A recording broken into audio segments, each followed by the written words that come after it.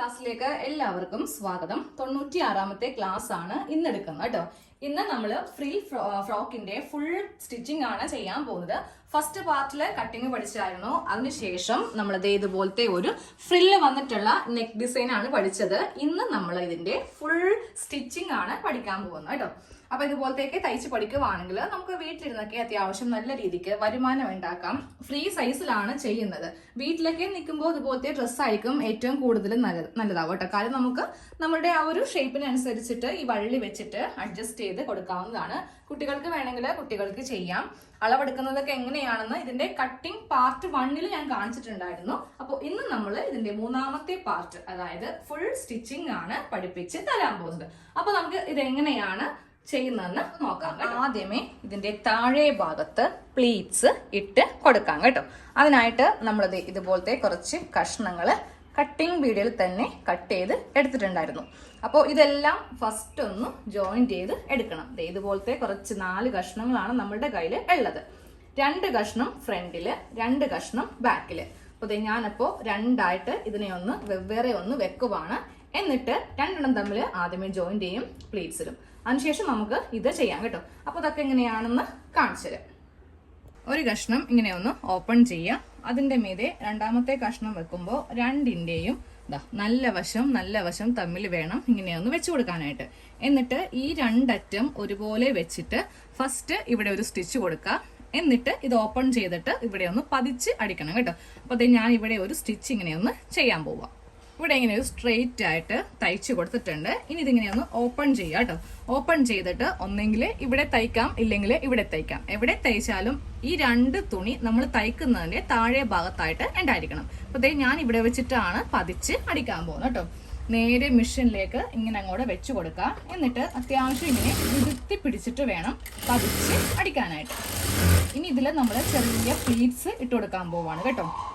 അപ്പൊ നിങ്ങൾ nightie piece അല്ല, റണ്ണിങ് ഫാബ്രിക് ആണെങ്കിൽ കുറച്ച് അടുപ്പിച്ച് പ്ലീറ്റ്സ് ഇട്ട് കൊടുക്കാം. നൈറ്റ് തുണിയാകുമ്പോൾ നമുക്ക് കുറച്ച് വീതി കുറവായിരിക്കും.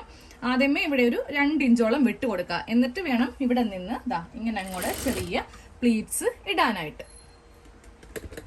ഇത്രയും ഭാഗം അങ്ങോട്ട് വെറുതെ ഇങ്ങനെ തയ്ച്ച് കൊണ്ടുവരിക. എന്നിട്ട് ഈ ഭാഗം മുതൽ ഇവിടെ നിന്ന് ഇങ്ങനെ കുഞ്ഞു ചുരുക്കുകൾ ഇട്ട് കൊടുക്കുക. കുറച്ച് അകലത്തിൽ വേണം ഇടാൻ വേണ്ടിയിട്ട്. നമ്മൾ അടുപ്പിച്ച് അത്യാവശ്യം വലിയ പ്ലീറ്റ്സ് ഇടുവാണെങ്കിൽ തുണി എത്തില്ല കേട്ടോ. പിന്നെ പ്ലീറ്റ്സ് അഴിച്ചു കളയേണ്ടി വരും.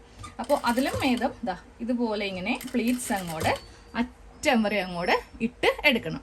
എന്നിട്ടാണ് നമ്മൾ ഇവ തമ്മിൽ നമ്മുടെ ഫ്രണ്ട് പാർട്ടും അതുപോലെ ബാക്ക് പാർട്ടും അറ്റാച്ച് ചെയ്ത് എടുക്കാൻ പോകുന്നത്. ഇങ്ങനെ അറ്റം വരെ പ്ലീറ്റ്സ് അങ്ങോട്ട് ഇട്ടെടുത്തിട്ടുണ്ട്.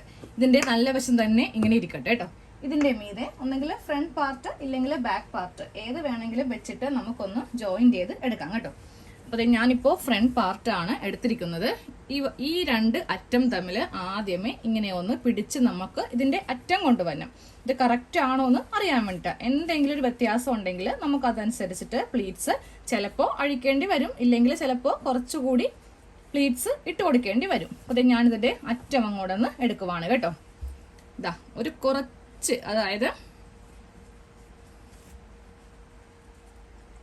അറ്റം ഒട്ടും തന്നെ വ്യത്യാസമില്ല, ഒരു പൊടിക്ക് മാത്രമേ ഉള്ളൂ. അപ്പൊ നമ്മളിവിടെ ഒരു ചെറിയ ചുരുക്കം കൂടെ ഇങ്ങനെ അങ്ങ് ഇട്ട് കൊടുക്കുവാണെങ്കിൽ ഇത് കറക്റ്റ് ആയിട്ട് വരും. ഇനി നിങ്ങൾക്ക് ഇങ്ങനെയാണ് വരിക, അതായത് നമ്മുടെ ചുരിദാറിന്റെ ഭാഗമല്ല പ്ലീറ്റ്സിന്റെ ഭാഗമാണ് കുറവ് വരുവാണെങ്കിൽ ഒരു ചുരുക്ക് അഴിച്ചു കൊടുക്കുക. അപ്പോൾ അത് കറക്റ്റ് ആക്കും.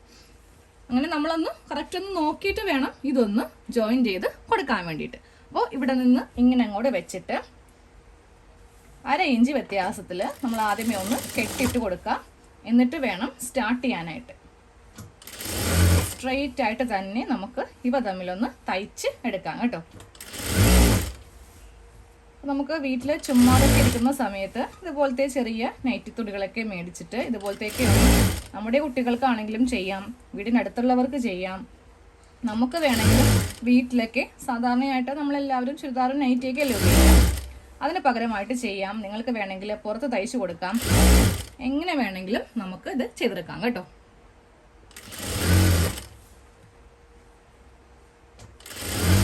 അതെ, ഞാനിതിൽ ഒരു കുഞ്ഞു ചുരുക്കം കൂടെ ഇവിടെ ഇട്ട് കൊടുക്കുന്നുണ്ട്. എന്നാലേ ഇത് കറക്റ്റ് ആയിട്ട് വരത്തുള്ളൂ. അറ്റം എത്തുമ്പോഴും ഒന്ന് കെട്ടിട്ട് കൊടുക്കാം. അപ്പോൾ നമ്മളുടെ ഫ്രണ്ട് പാർട്ടിൽ താഴെ ഭാഗത്തേക്ക് ഇങ്ങനെ അങ്ങോട്ട് കുറച്ച് ചുരുക്കുകളുള്ള ഇതുപോലെ ഇങ്ങനെ ഒന്ന് വെച്ച് എടുത്തിട്ടുണ്ട്. ഇനിയുണ്ട് എൻ്റെ കയ്യിൽ 2 കഷ്ണം തുണി. അത് നമുക്ക് ബാക്ക് പാർട്ടിന് വേണ്ടിയിട്ടുള്ളതാണ്. ഈ 2 കഷ്ണം തുണി ആദ്യമേ ഒന്ന് ജോയിന്റ് ചെയ്തെടുക്കണം. എന്നിട്ട് വേണം ചുരുക്കിട്ടിട്ട് ബാക്ക് പാർട്ടുമായിട്ട് ഇതേപോലെ തന്നെ താഴെ വശത്ത് ഒന്ന് അറ്റാച്ച് ചെയ്ത് എടുക്കുക കേട്ടോ. അപ്പോൾ ഈ ഫ്രണ്ട് പാർട്ടിലും അതുപോലെ തന്നെ ബാക്ക് പാർട്ടിലും ഇങ്ങനെ ഒന്ന് വെച്ച് എടുത്തിട്ടുണ്ട്. ഇനി നമുക്ക് അടുത്ത പണി എന്ന് പറയുന്നത് നമ്മുടെ ബാക്ക് നെക്ക് തയ്ച്ചിട്ടില്ല. അതിന് 2 ക്രോസ് പീസ് വെച്ചിട്ടാണ് ഈ ബാക്ക് നെക്ക് തയ്ക്കുന്നത്. അതിനുശേഷമാണ് ഷോൾഡറും ഈ സ്ലീവ് എല്ലാം നമ്മൾ ചെയ്യാൻ പോകുന്നത് കേട്ടോ. അപ്പോൾ അതിനായിട്ട് ഞാനിപ്പോൾ 2 ക്രോസ് പീസ് ഈ തുണിയിൽ നിന്ന് ഒട്ടും തന്നെ ഉണ്ടായില്ല. അതുകൊണ്ട് മാത്രമാണ് ഇതുപോലത്തെ ഒരു വെട്ട് കഷ്ണം, ഒരു കയ്യിലുള്ള വേസ്റ്റ് കഷ്ണം ഇങ്ങനെ ഒന്ന് എടുത്ത കേട്ടോ. അപ്പോൾ ഈ 2 ക്രോസ് പീസ് തമ്മിൽ ആദ്യമേ ഇങ്ങനെ ഒന്ന് ജോയിൻ ചെയ്യുക. എന്നിട്ട് ഇതൊന്ന് ഓപ്പൺ ചെയ്യുക. എന്നിട്ട് 2ആയിട്ട് ഇങ്ങനെ ഒന്ന് മടക്കി ഒന്ന് തയ്ച്ചങ്ങോട്ട് എടുക്കണം.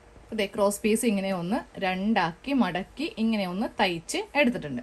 ഈ ക്രോസ് പീസ് വെച്ചിട്ട് നമ്മൾ ഈ നെക്കിന്റെ ഭാഗത്ത് കൂടെ ഇങ്ങനെ ഒന്ന് റൗണ്ട് ചെയ്തങ്ങോട്ട് തയ്ച്ച് എടുക്കുക കേട്ടോ. ക്രോസ് പീസ് വെച്ചിട്ട് നമ്മളിതാ ഈ നെക്കിന്റെ ഈ ഭാഗത്ത് ഇങ്ങനെ അങ്ങോട്ട് വളച്ച് വളച്ച് തയ്ച്ച് എടുക്കുക. ബാക്ക് നമ്മൾ എപ്പോഴും ചെയ്യുമ്പോൾ ക്രോസ് പീസ് വെച്ച് ചെയ്യുന്നതാണ് നല്ലത് കേട്ടോ. ഇതാകുമ്പോൾ ഹെമ്മിങ് ഒന്നും ചെയ്യാൻ നിൽക്കേണ്ട, ഉള്ളിലേക്ക് നമുക്ക് മടക്കി അങ്ങോട്ട് തയ്ച്ച് വെക്കാം. ഇങ്ങനെ ഒന്ന് തയ്ച്ചെടുക്കുക. ബാക്കിയുള്ളത് ഇവിടെ നിന്ന് ഇങ്ങനെ കട്ട് ചെയ്യാം. എന്നിട്ട് ഇനി നമുക്ക് ഈ ക്രോസ് പീസിന്റെ മീതെ വെച്ചിട്ടൊന്ന് പതിച്ച് അടിക്കണം.